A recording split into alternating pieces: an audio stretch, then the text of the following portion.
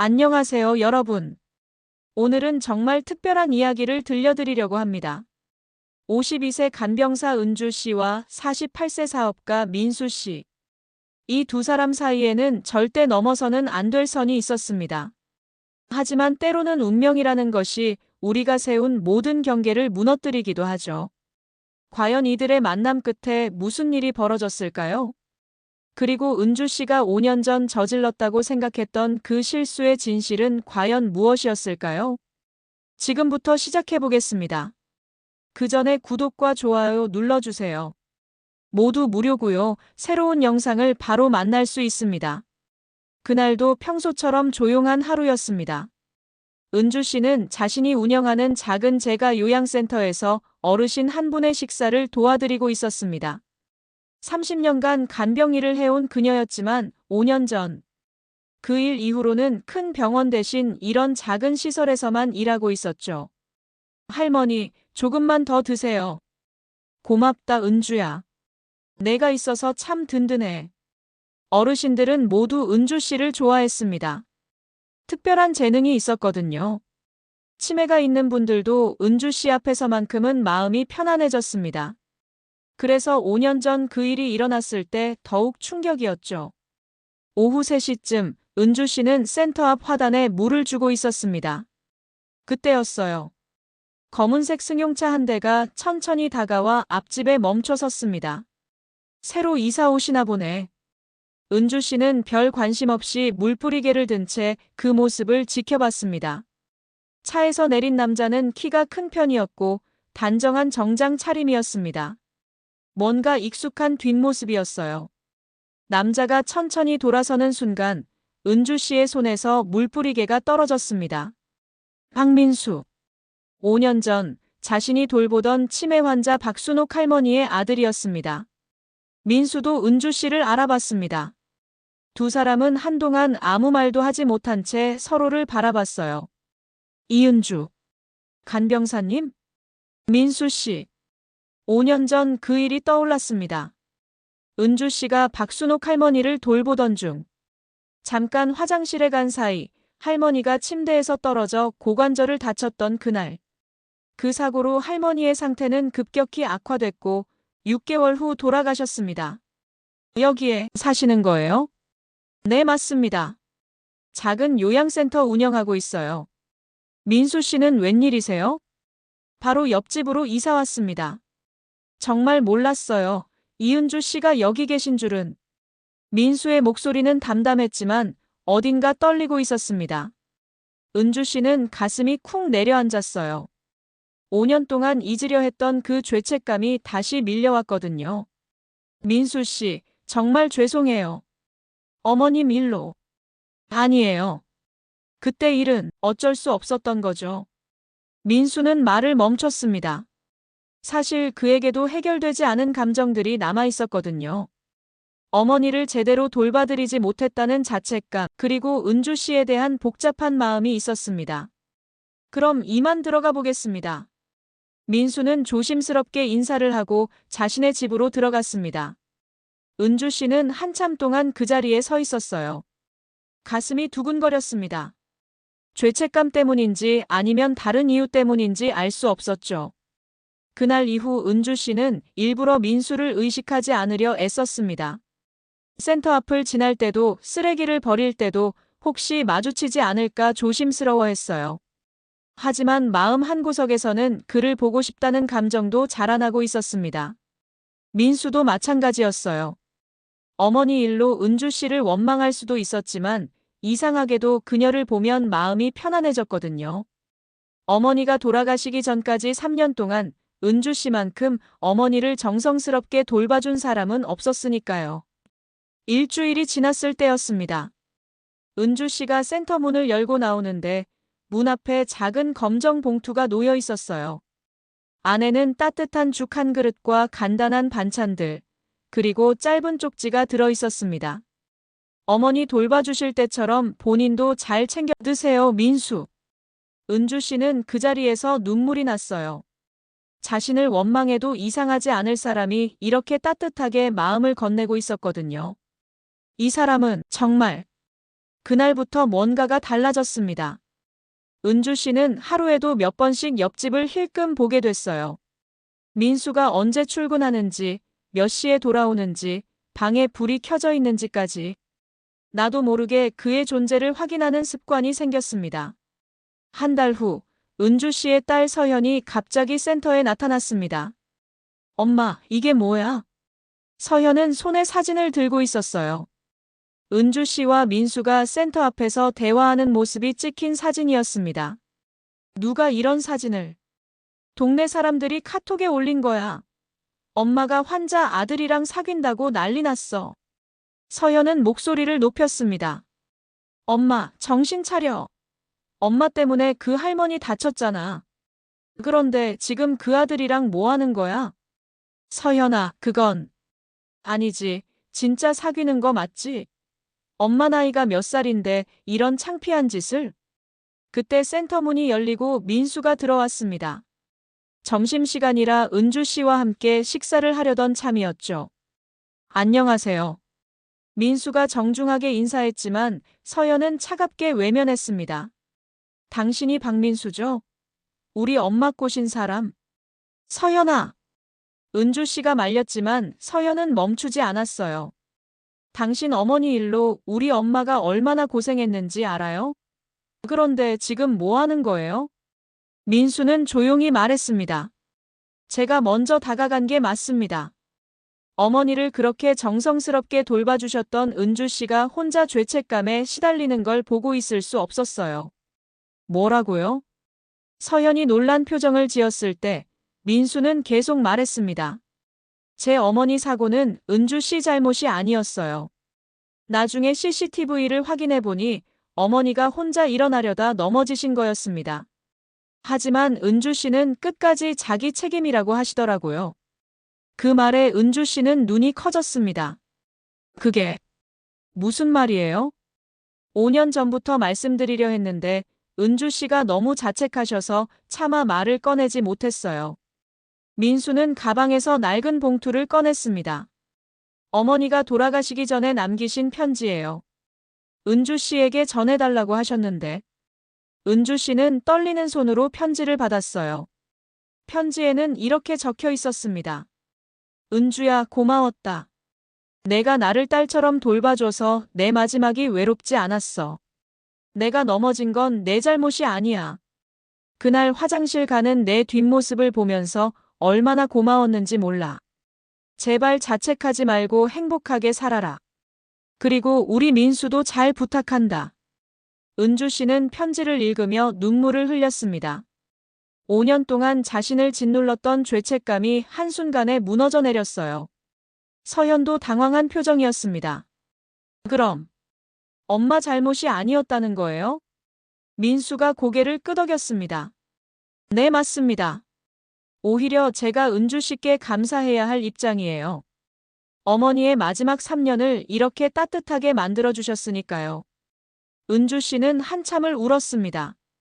그리고 민수를 바라보며 말했어요. 정말 고마워요. 5년 동안 얼마나 괴로웠는지. 저도 마찬가지였어요. 은주 씨가 자책하시는 모습을 보면서 정말 마음이 아팠거든요. 진실을 알게 된 후 두 사람은 자연스럽게 가까워졌습니다. 민수는 사업으로 번 돈을 모아 어머니 같은 분들을 위한 제대로 된 요양시설을 만들고 싶어 했어요. 은주 씨의 경험과 노하우가 꼭 필요했습니다. 은주 씨, 저와 함께 새로운 요양원을 만들어 보면 어떨까요? 제가요? 저는 그냥 간병사일 뿐인데요. 아니에요. 은주 씨처럼 어르신들을 따뜻하게 돌볼 줄 아는 사람이 필요해요. 두 사람은 매일 저녁 센터에서 만나 요양원 계획을 세웠습니다. 어르신들을 위한 프로그램, 가족들을 위한 상담 서비스, 지역사회와 연계한 봉사활동까지 함께 꿈을 그려가면서 두 사람 사이에는 뭔가 특별한 감정이 자라나고 있었어요. 민수 씨는 정말 착하네요.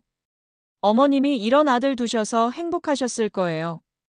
은주 씨가 있어서 어머니 마지막이 평안하셨던 것 같아요. 정말 감사해요.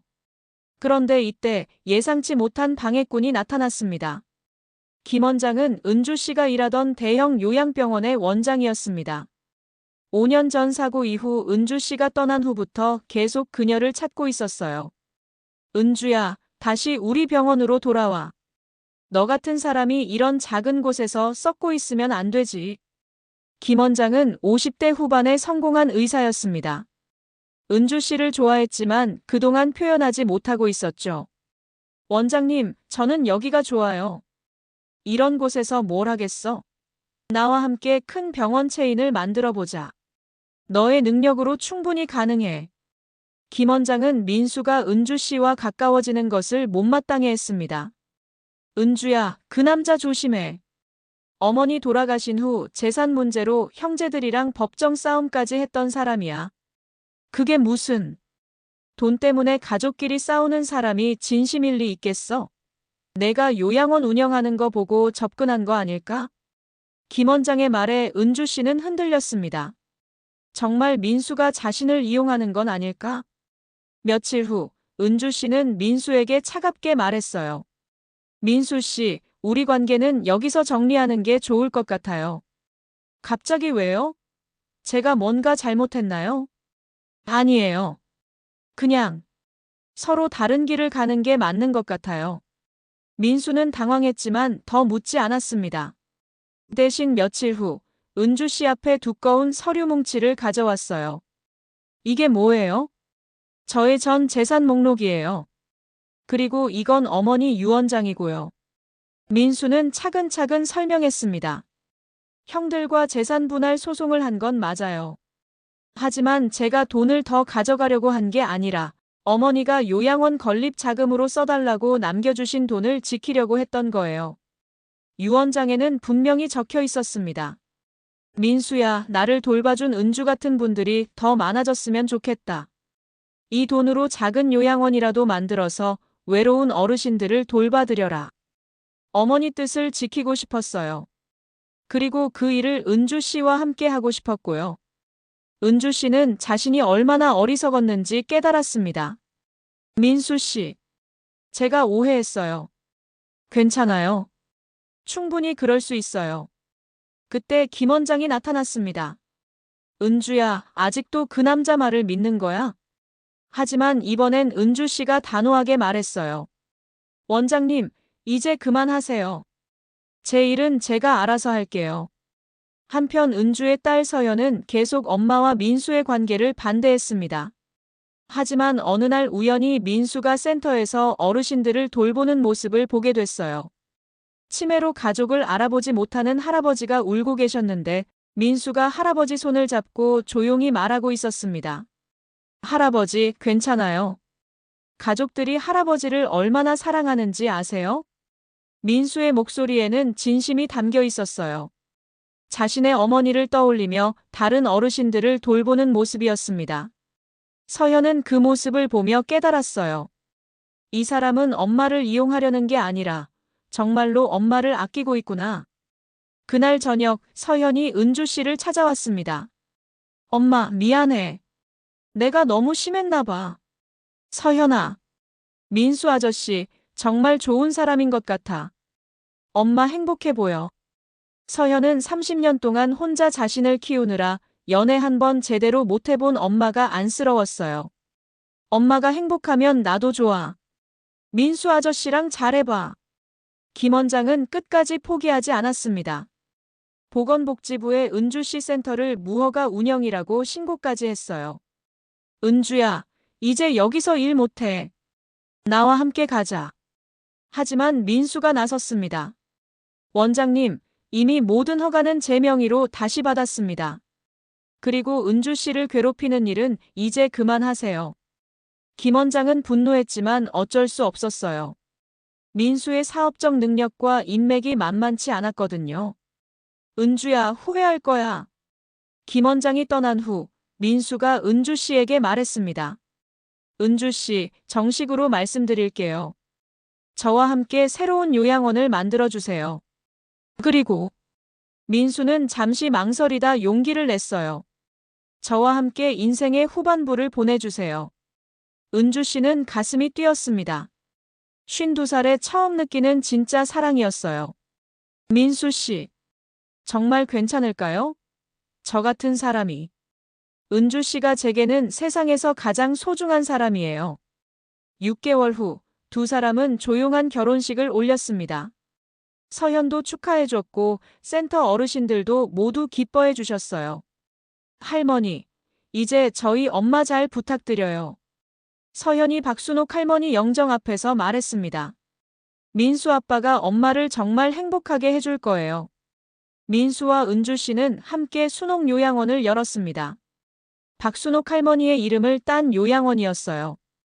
요양원은 곧 지역에서 가장 따뜻한 곳으로 유명해졌습니다. 은주 씨의 돌봄 노하우와 민수의 체계적인 운영이 만나 완벽한 시너지를 이뤘거든요. 여기는 정말 집 같아요. 어르신들이 하는 말이었습니다. 1년 후, 은주 씨는 민수의 아이를 임신했습니다. 52세의 늦은 임신이었지만 정말 하늘이 아이를 선물을 한 것처럼 기적같이 아이를 갖게 되었습니다. 두 사람은 기뻤어요. 정말 괜찮을까요? 이 나이에. 은주 씨, 우리에게 온 선물이에요. 서현도 동생이 생긴다는 소식에 기뻤습니다. 엄마, 이제 정말 행복해 보여.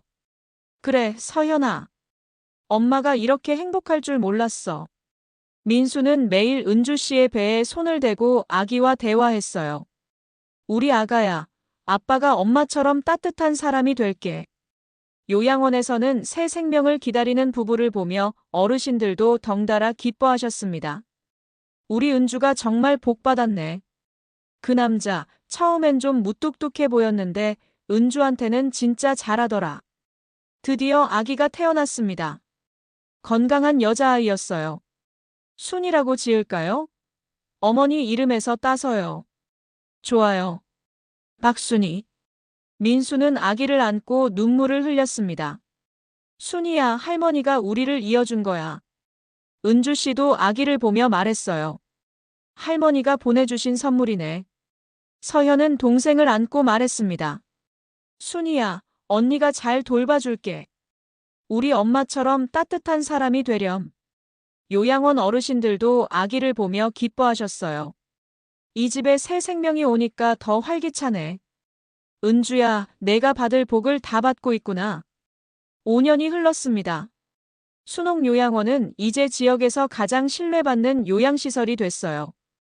은주 씨와 민수는 300명이 넘는 어르신들을 가족처럼 돌보고 있었습니다. 5살이 된 순이는 요양원에서 할머니, 할아버지들과 함께 뛰어놀며 자라고 있었어요. 할머니, 오늘 유치원에서 그림 그렸어요.